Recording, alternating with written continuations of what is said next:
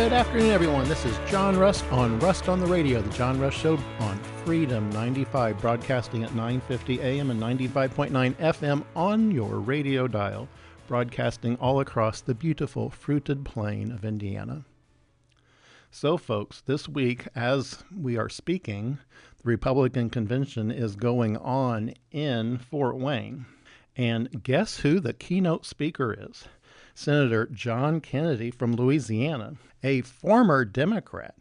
And if you'll recall, folks, you'll remember one of the griefs that some people had against David Shelton was that, many moons ago, many years ago, he was a Democrat. But folks, guess what? So was Ronald Reagan. So was Donald Trump.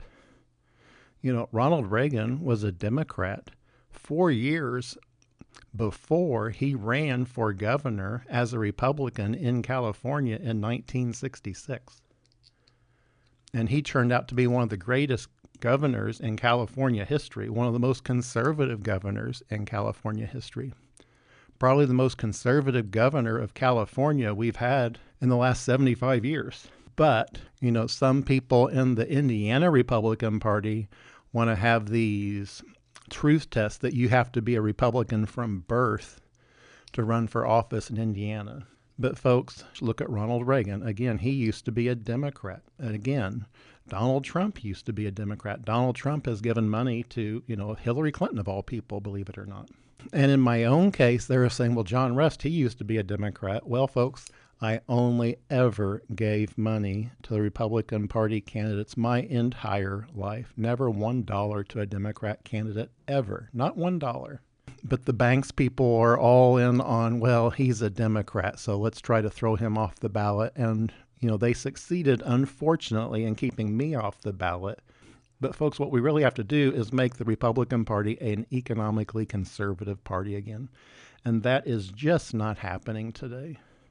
But back on point for the convention today, we have Senator John Kennedy giving the keynote speech. And he ran for Senate unsuccessfully twice before. In 2004, he backed John Kerry for president. He was a liberal Democrat in the Senate primary. He lost. He only switched parties in 2007. The way Kennedy tells it is, the Democrat Party abandoned him and much of the South. I believe the primary role of government is to protect people and not to run their lives. You used to be able to believe that in the Democrat Party. He says not anymore. Folks, of course, and that's why the Republican Party should be welcoming to all economic conservatives. Unfortunately, if you look at both Jim Banks and Todd Young and how they voted for trillions and trillions and trillions of dollars of new debt, again, $30,000 of new debt per taxpayer just last year added onto your shoulders.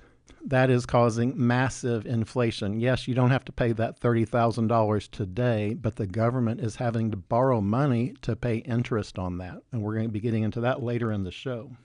Thomas Massie had this to say about all this. He says, Republicans are in charge because we promised to make America healthy again, to start no new wars, to put people above corporations, to put America above foreign countries, to release the Epstein files, to not spy on citizens, and to eliminate fraud.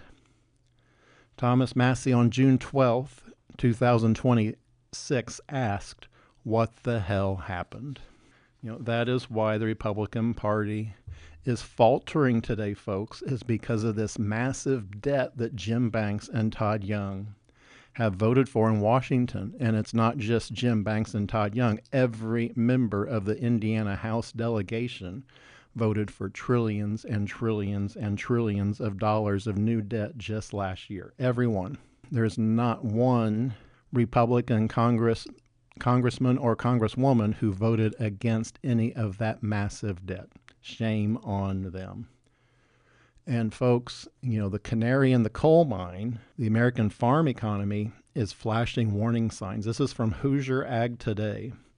America's farm economy is flashing warning signs as U.S. tractor sales fell by 21.6% and combine sales dropped 56.1% in May compared to a year ago.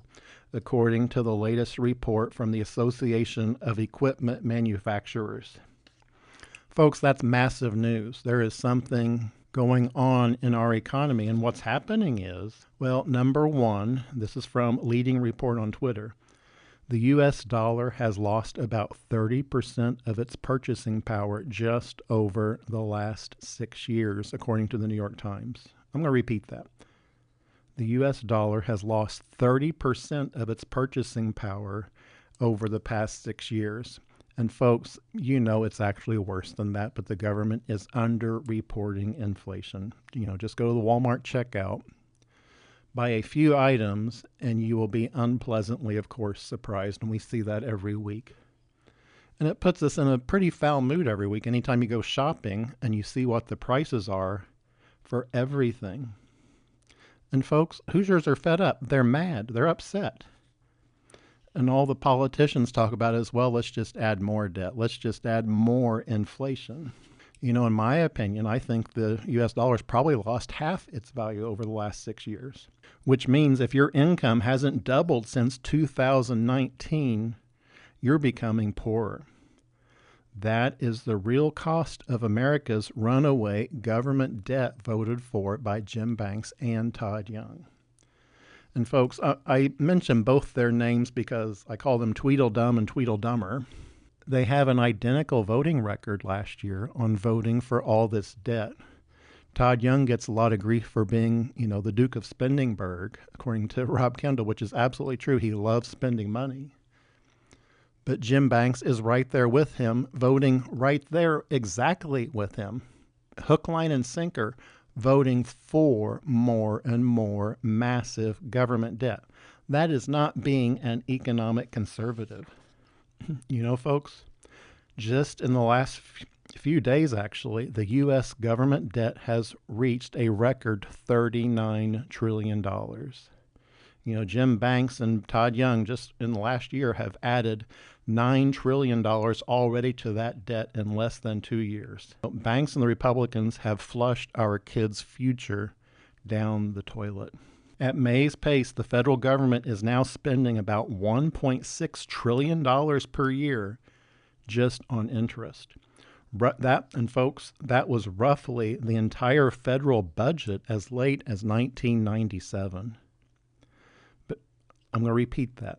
Just what we're paying for to service the debt is now $1.6 trillion per year. That is increasing rapidly. That is more than the entire United States federal government budget in 1997.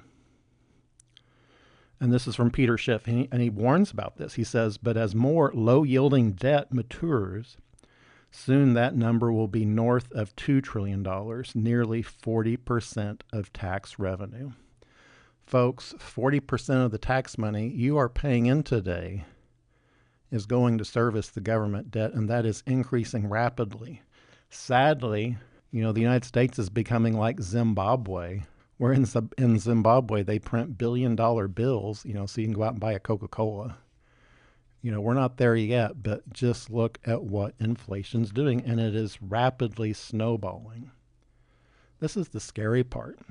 The United States national debt has now reached $1 million per U.S. household.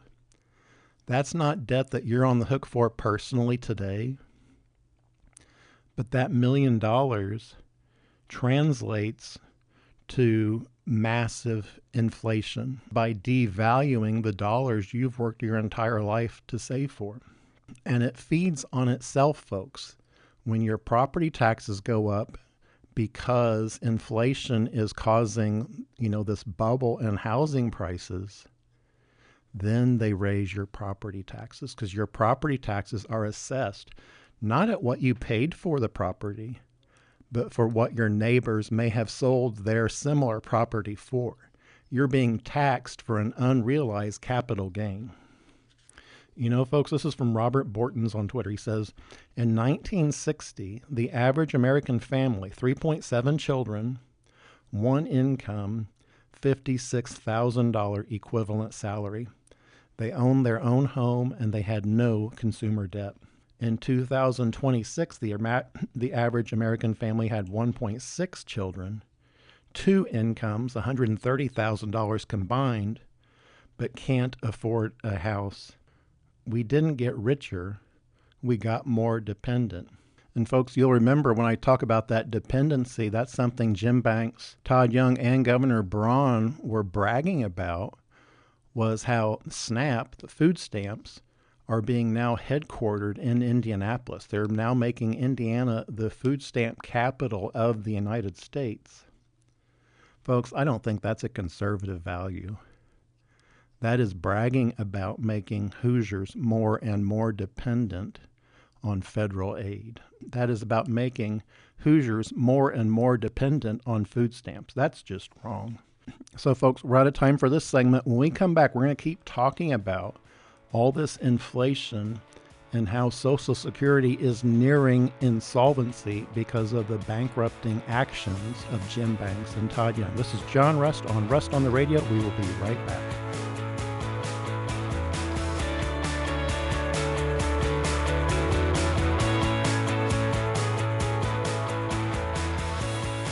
Welcome back, folks. This is John Rust on the Radio on Freedom 95, 950 AM and 95.9 FM on your radio dial. Broadcasting all across the beautiful fruited plain of Indiana. God bless Rush Limbaugh. So, folks, we're talking about inflation, and another part of that conversation is how that is affecting Social Security. This is from Steve Ferguson. We're told on a regular basis that Social Security is nearing insolvency. Early in the Trump administration, DOGE, the Department of Government Efficiency, exposed that 4 million illegal aliens received Social Security in the 4 years of the Biden regime. If each illegal alien received $2,000, that means almost $8 billion was paid out to illegal aliens every month. Why hasn't anyone been arrested? How many illegal aliens are still on Social Security? Where has Jim Banks and Todd Young been on that? All this massive government fraud was exposed early on by DOGE, but you don't hear about it anymore. Where have been the prosecutions on this? Who's been arrested? And this is from the Kobayashi letter. May 2026 producer price index inflation surges to 6.5% above expectations of 6.4%. That is the highest level since November of 2022. Core producer price inflation came in at 4.9%. Producer price inflation is now at COVID pandemic stimulus levels. Folks, we are unfortunately in a inflation spiral right now. Just look at what the prices have been over the last year. Gasoline has went up 41%. Airline fares up 27%. Energy up 24%. Tobacco up 8%. Fruits and vegetables up 6%. Car repair up 6%. Clothing up 5%. This massive inflation. Yes, the war in Iran had a massive impact, of course, on gasoline prices. Hopefully that is now abating. But it doesn't stop the inflation from all of the government printing of money.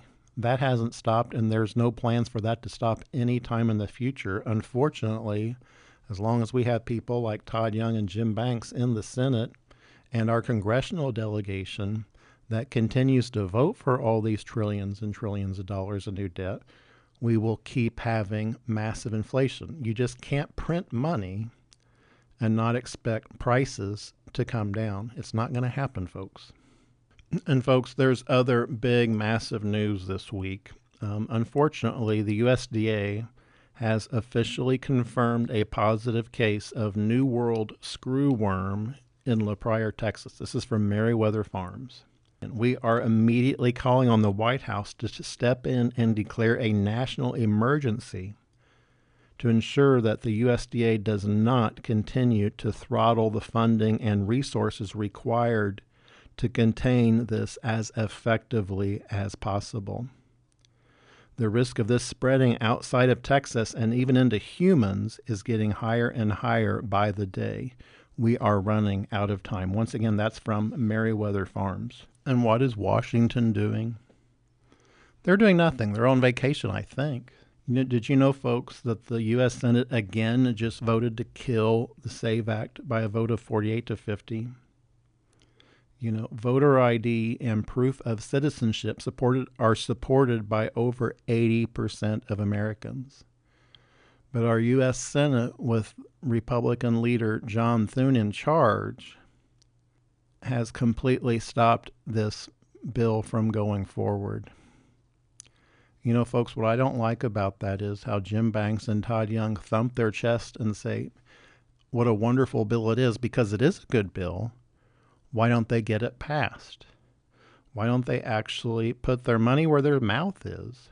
You know who voted against the SAVE Act? Tillis.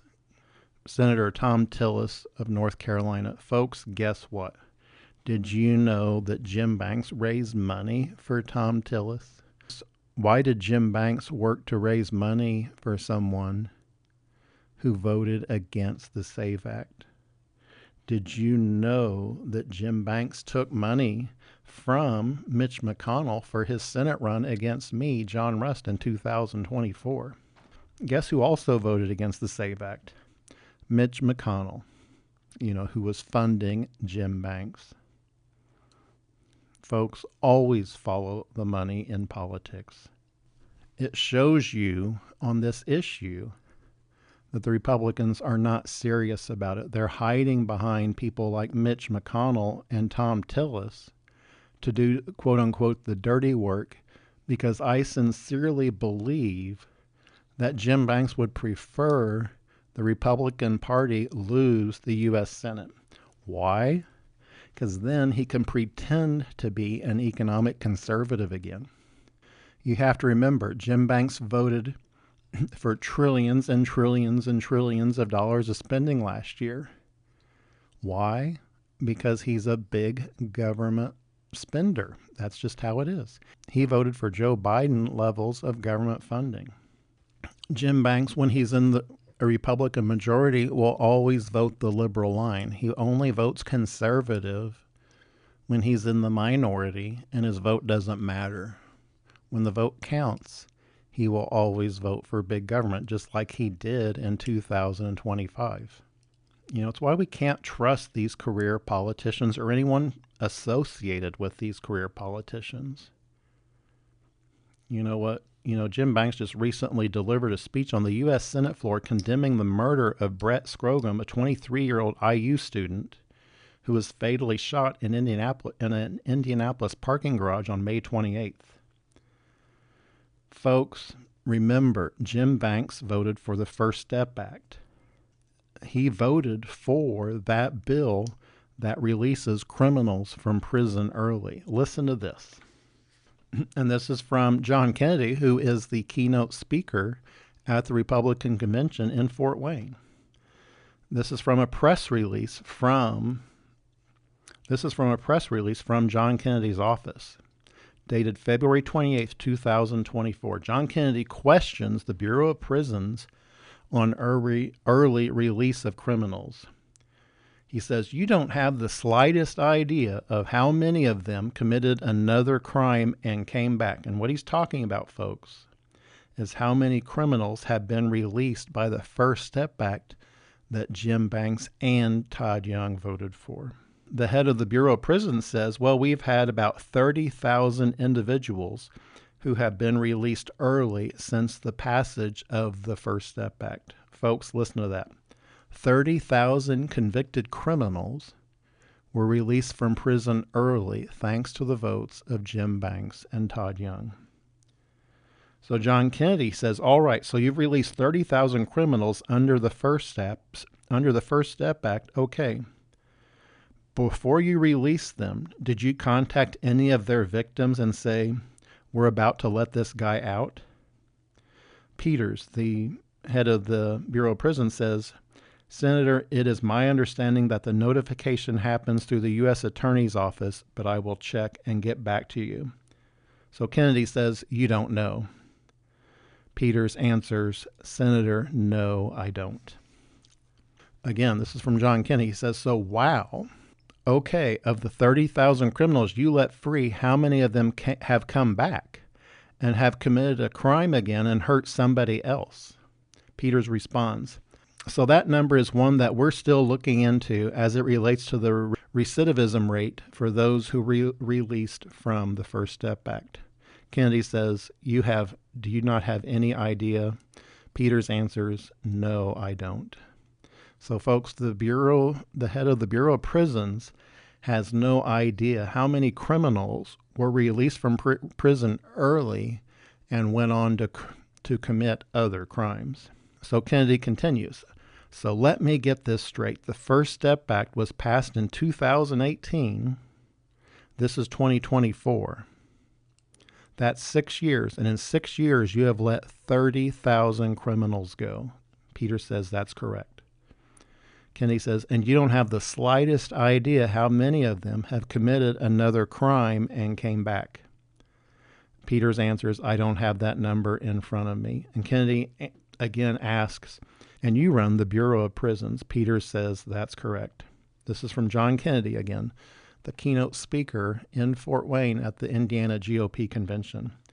He says, we were told that it would save money and it would be of great interest to the public safety to release criminals from prison. I didn't vote for it, but the majority rules, and so Congress did it. And Director Peters of the Bureau of Prisons and her colleagues released 30,000 criminals, all of whom are there for a reason. They didn't go to prison for a free toaster. They were there for a reason.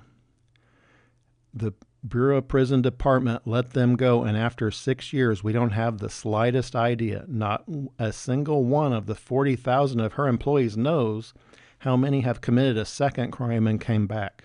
So how the hell are we supposed to figure out whether or not it's worked? The director let 30,000 of these folks go. Again, this is from John Kennedy, and can't tell me today how many have come back. It takes my breath away.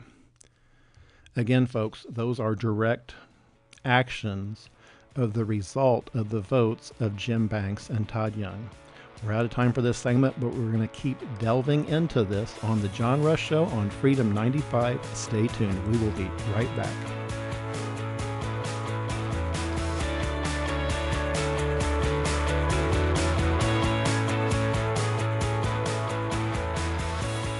Welcome back, folks. This is John Rust on the Radio on Freedom 95, broadcasting at 9:50 a.m. and 95.9 FM on your radio dial. So, folks, before the break, we're talking about the First Step Act and Senator John Kennedy's comments on it, who is now speaking at the Republican Convention in Fort Wayne, Indiana. This is from an article from CNN, and it talks about one of the first prisoners released under the quote-unquote criminal justice reform called the First Step Act that Jim Banks and Todd Young voted for. The headline is simply, he was one of the first prisoners. Dateline, Providence, Rhode Island. Joel Francisco was 14 years into a life sentence for selling crack cocaine when he got his second chance. This is from CNN. A landmark piece of criminal justice reform legislation passed with the support of Jim Banks and that had bipartisan backing had made Francisco newly eligible for an older law that reduced sentences for convicted crack dealers. The article goes on. Behind bars, the former gang leader had made significant efforts towards post-conviction rehabilitation and had separated himself from the proverbial herd while committing himself to a law-abiding life. He wrote in an application for his release based on the First Step Act that Jim Banks voted for. I added that in.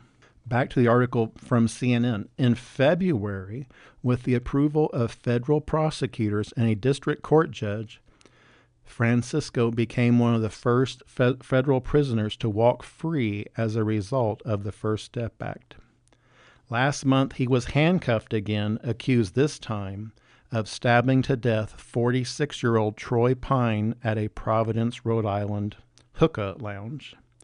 More than 4,700 inmates have been released from prison under the law since it was signed late last year, according to the Department of Justice. And federal officials believe Francisco is the first among them to be accused of murder.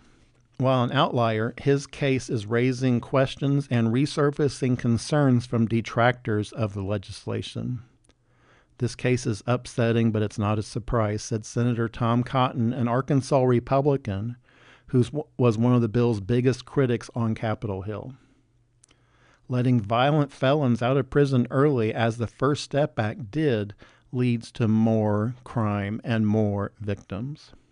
Other lawmakers who supported the bill called the incident a tragedy, but hoped that it wouldn't stand in the way of more quote-unquote progress. If you're looking at reforming the criminal justice system, you cannot pick an individual criminal act to raise the question as to whether or not you do reforms of the system, said Representative Karen Bass, a member of the House Judiciary Committee and chair of the Congressional Black Caucus. For the police in Providence, Francisco was a known quantity. Nicknamed the Crown Prince of the Latin Kings gang by prosecutors, and Joey Crack on the street, according to the Rhode Island U.S. Attorney's Office, Francisco had a reputation for violence. At age 19, he was convicted of assault with intent to murder, and by 2004, he had become a top target in a multi-agency drug trafficking investigation codenamed Operation Royal Flush. Francisco was arrested that year alongside several other accused dealers and charged with possession with intent to sell cocaine and crack cocaine. He was convicted at trial and received a mandatory life sentence on the crack cocaine count as a result of 2 prior felony drug convictions. Folks, again, he had a mandatory life sentence. I'm going to come back to that. I'm going to continue with the article first, though. Again, from CNN. His release this year raised eyebrows amongst police leaders who knew him. He had a propensity for violence. Francisco is not yet represented by an attorney in the murder charge. Francisco's release came under the provision of the First Step Act, aimed to make up for a disparity in federal sentencing that had seen convicted dealers of crack cocaine face greater prison time than sellers of the powdered form of the drug. But it wasn't until the 2018 law that people who had been in prison before 2010, like Francisco, became eligible for the reform. And folks, this was back in 2019. 1,540 men and women have been released just as a result of the drug resentencing provision, according to the Department of Justice. Thousands more have been released early under a different part of the First Step Act that recalculated how prisoners earn early release credit for good time served. The Justice Department is in the final stages of releasing a tool that will help match inmates with recidivism reduction programs. But folks, after his release, by July, Joel Francisco was back in police custody, accused of trying to break into his ex-girlfriend's house. To the defenders of the legislation, this incident was a missed red flag. According to a police report, Francisco's ex-girlfriend called authorities in the early morning hours after hearing someone tampering with her bedroom window and trying to cut through the screen. When patrol officers arrived, they said they found Francisco standing on the front porch of the house. An unknown object he tossed into the bushes was determined later to be a black folding knife, police wrote in a narrative. There were conflicting stories about Francisco and his interactions leading up to the incident. Prosecutors saw enough evidence of a crime and moved forward with charges. Francisco entered an initial plea of not guilty and had planned to fight the case, his lawyers told the Providence Journal. In an interview, Francisco's ex-girlfriend, who did not want to be named, said Francisco may have struggled to transition back to the world outside prison. Folks, those are the streets of America meeting with people being released from prison early. Jim Banks and Todd Young just do not believe, by their votes on the First Step Act, that criminals should pay the price for their crimes. I certainly do. It bothers me greatly when you start researching this, how many sex offenders have been released from prison early, how many convicted crack cocaine dealers like Francisco were released from prison early. Why does Jim Banks think that's a good idea? It obviously is not. And folks, it's where we get these career politicians who say one thing in Indiana, where they thump their chest and talk about how horrible crime is here in Indiana, but in D.C. they vote the exact opposite. Again, this poor IU student was murdered in Indianapolis recently, and Jim Banks said, well, how horrible is that? Of course it was horrible. But what's equally horrible is Jim Banks voting to release criminals from prison early. And we know from the example from CNN how one of the early releasees has been already charged with murder. Folks, this has to stop. We have to make the Indiana Republican Party an actual conservative party again. It's not today. I know they all thump their chest and say how conservative they are, and I know there's a lot of people that says, oh, Jim Banks, he's so conservative. It's all hogwash when you look at his votes for massive new government debt, for criminals to be released from prison early, for Joe Biden levels of government spending. It goes on and on. And another example of the hypocrisy of Jim Banks is how he's been dealing with Diego Morales. If you all remember, Jim Banks endorsed Diego for Indiana Secretary of State. Then suddenly Jim Banks said, well, no, he has a scandal, so we can't support him anymore. We're going to support someone else. And so he dropped that. And instead of trying to get to the root of what these scandals were, Jim Banks actually, and this is from an article by Abdul Hakim Shabazz, published June 2nd, 2026 in Indy Politics. Folks, this is at indypolitics.org. Indiana Secretary of State Diego Morales has turned down a second job offer that would have allowed him to leave state politics ahead of a contested Republican convention. Sources familiar with the negotiations tell Indy Politics. Again, this is from indypolitics.org. And the article continues, as of Thursday evening, the sources say an offer had been extended for a position in Washington, D.C. with a think tank. It was the second such opportunity floated to Morales in recent weeks. He declined both. Public records show Morales earns about $145,000 a year as Secretary of State. Republicans familiar with the talks say the D.C. job would have paid roughly twice that, placing Morales in the influence economy around Capitol Hill, with access to venues such as the Capitol Hill Club. Again, this is from Abdul Hakim Shabazz. Senator Jim Banks was one of those working to line up the position, which they described as a way to give Morales a financially attractive exit from a difficult political environment. It would have been the opportunity of a lifetime, one GOP insider said, noting that the former office holders with less name recognition have secured similar roles in Washington. The Washington offer followed an earlier opportunity also intended to move Morales into a stable, better-paying position outside the race. That went nowhere as well. Again, this continues from indypolitics.org, from Abdul Hakim Shabazz. It says, how it developed. GOP operatives and State House veterans say the most recent negotiations had progressed far enough that a statement announcing Morales' withdrawal from the Secretary of State's race had been drafted.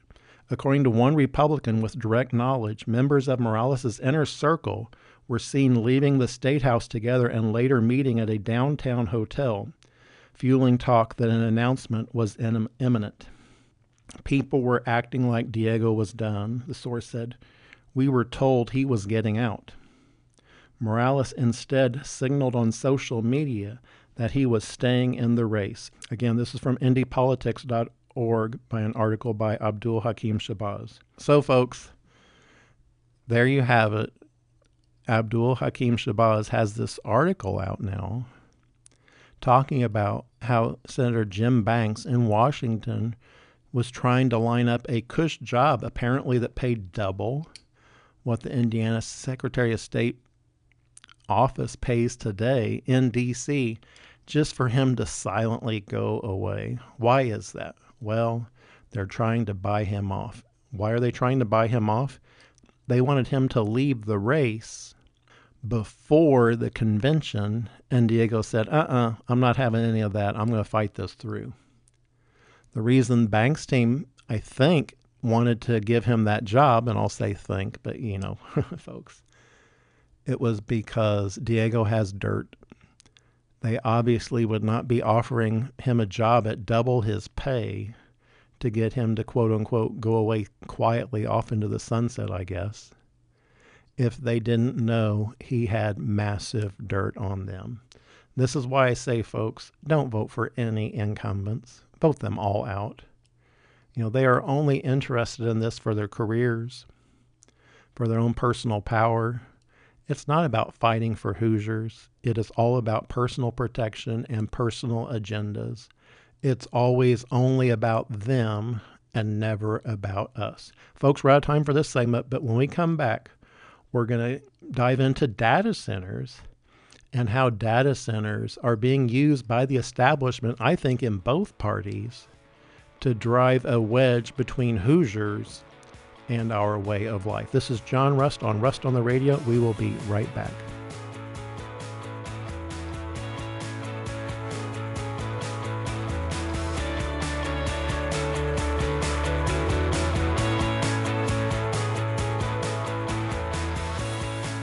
Welcome back, folks. This is John Rust on Rust on the Radio on Freedom 95, broadcasting at 950 AM and 95.9 FM on your radio dial, the right station for talk.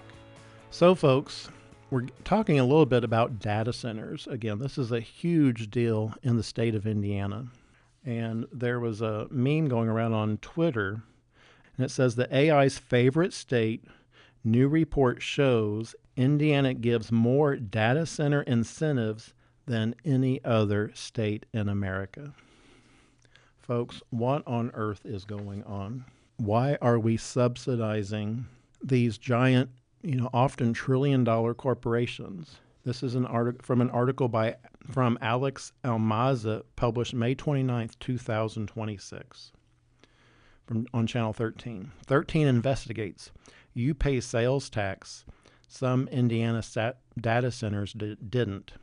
Here's what we found. New records show some Indiana data centers have reported hundreds of millions in state sales and use tax exemptions. Dateline Indianapolis. Indiana has promoted data centers as a major economic win by promising billions of dollars in investment, new jobs, and a place in the future of artificial intelligence.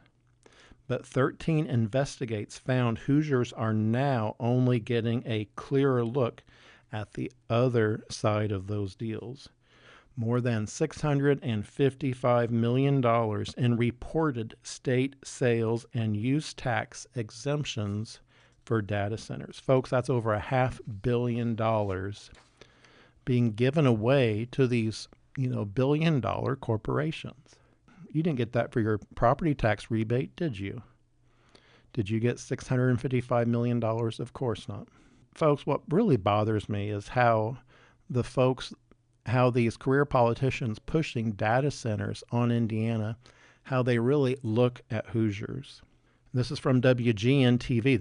This made it up to Chicago. Caught on camera, Indiana mayor insinuates citizens opposing data centers are poor renters in, quote unquote, in crappy houses. And folks, I'm using a polite term for what he actually used because we can't use that term on the radio. They don't think anything of Hoosiers not wanting their way of life changed. This is from Indy Reporter. Shelbyville Mayor Scott Ferguson says he regrets that people were offended when he called homes with a no data center signs, quote unquote, and I'll use the polite term, crappy houses. Ferguson was captured on camera following Monday's city council meeting talking about signs protesting data centers. He says, I've seen a lot of these over town, but I only see them in the quote unquote crappy houses. Most of them are rentals. I've received numerous messages about this, and so has our station. Here's what the mayor's office told us when we asked about the comments. The mayor regrets his choice of words may have caused offense. Folks, you just heard the quiet part out loud. He's sorry you were offended by him calling your houses crappy. He didn't apologize for saying crappy, and I'm using the polite term there. He's only sorry that you're offended by how little he thinks of you. Folks, that sums up every career politician in a nutshell. They just keep pushing what we don't want on us, even though we are showing up all across the state in droves, protesting and saying, hey, no, we've had enough of these. We need to keep our electricity rates lower, not higher. And folks, what I'm talking about, the electricity these data centers are using. This is from X, and this is published on May 11th, 2026 by Frank Landymore. It says new data centers are the equivalent to setting off 23 nuclear bombs per day. That's how much energy they use every day. 23 nuclear bombs. Folks, that's a lot of electricity. And as a result of this massive increase in electricity usage, there are rolling blackouts happening right now across the country. This is from a More Perfect Union. Nearly 50,000 people in Lake Tahoe have been told their utility will stop providing power to them because it's being redirected to power data centers. Nevada Energy, the Nevada utility that has supplied most of Lake Tahoe's electricity for decades, says that next year it will stop servicing homes in the area and instead direct that electricity to the growing demand from Nevada data centers. Northern Nevada is one of the fastest growing data center corridors in the country. Folks, that's happening in Nevada. It will be happening in Indiana as well. It's like a plague of locusts coming across our country. Unfortunately, Governor Braun views it differently. He was speaking at a RV industry power breakfast where he said data centers would be a godsend for rural communities. No, absolutely not. That's not a godsend. That is a plague of locusts coming. Again, look at what's happening in Nevada, where a local utility has just plain out told its customers, sorry, we're not providing electricity to you next year. You're on your own. What are you going to have to do? Go Amish and buy some kerosene and get some kerosene lamps? How are those folks going to charge their electric cars? I think there is a massive groundswell of people that are saying, wait, stop, hold on a second. What on earth are we doing promising all this electricity to these data centers that are using this AI to really go after our jobs? Why are we being forced to subsidize that? From AI Design Marco on Twitter, he says, I'm not going to lie. And he's talking about Meta, the parent company of Facebook and Instagram, where layoffs are some of the most dystopian he's ever seen. They got told to work from home. They were then sent the emails at 4 a.m. in the morning. Those who weren't impacted have software on their computer that tracks their every move, preparing AI to take their job as well. They're literally training the AI that will eliminate their position as well. Meanwhile, Meta is raking in record profits. And he says, I am a massive, unapologetic AI enthusiast. Yet this is not the future I had in mind. He says, I wish for Meta to crash and burn. This is not the way. Literally nobody benefits from this. Folks, this is from the Intellectualist on Twitter. He says, tech billionaire Mark Andreessen explains why he believes AI is better than human workers. AI never gets drunk, never gets sick, never gets depressed because his girlfriend broke up with him, never files HR complaints. Folks, they're saying it out loud. They want to replace all of us with a computer, but we have to pay for it through higher energy costs. Folks, the CEO of BlackRock, Larry Fink, admits that trillions of dollars being used to build data centers and the power grids will have to come from ordinary people's savings accounts and pension funds, and says it's mandatory. He says America needs trillions in AI infrastructure spending and that people will be forced to quote unquote invest in it. Much of this will come from savings accounts and pensions accounts. Folks, this is why we have to be very careful not to ever elect any politicians who are in favor of these data centers taking over our way of life. We have to watch out. You have to see, when you see Jim Banks clicking a champagne glass with Mark Zuckerberg, or holding up a wine glass with Mark Zuckerberg in D.C. or Virginia or wherever that was, you have to wonder what's going on. Why is our United States Senator, who happens to live in Virginia, raising a wine or a champagne glass with Mark Zuckerberg? Instead, we need, politicians like Governor Ron DeSantis in Florida.